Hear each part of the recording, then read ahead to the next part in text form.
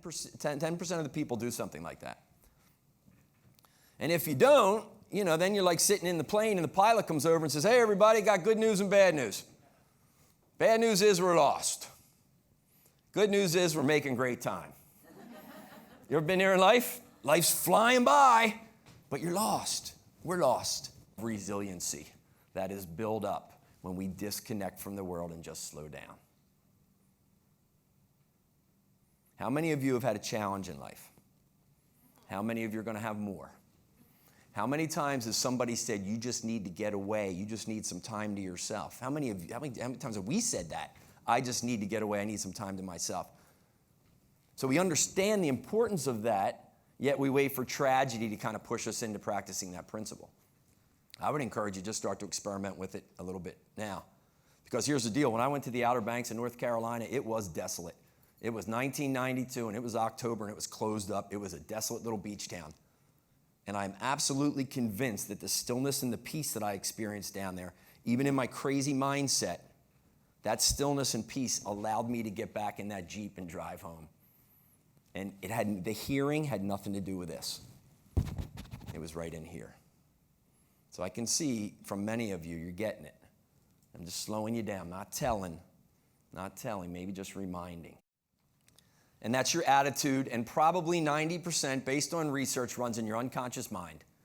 So something happens in your life, you hold a belief about it that was probably formed earlier in life, you don't challenge it, it creates an attitude, and you act from that, produces an outcome. Here's the slide, ready? Everything that we have in our life, that you have in your life right now, is a result of what you do or what you don't do. And what you do or what you don't do comes from your emotions and your feelings. Very rarely do we act from logic.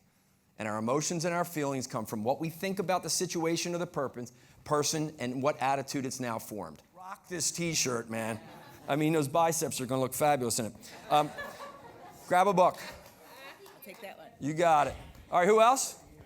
Oh, well, you're going to take Jesus from Miller Lite because you already read the first one, right? All right, who has been here at Lincoln Financial the longest? Here we go, ready?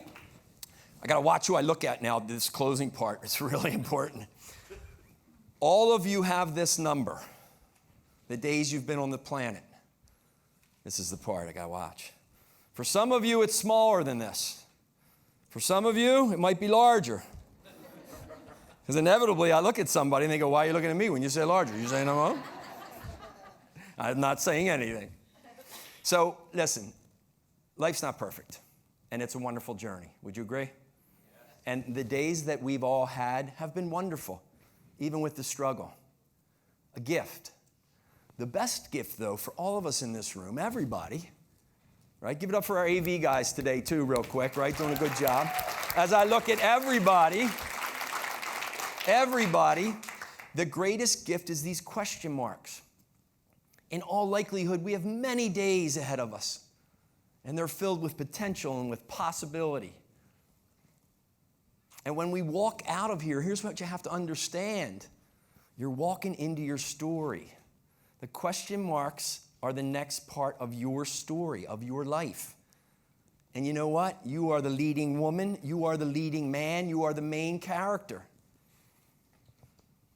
And you could write your story with no limits.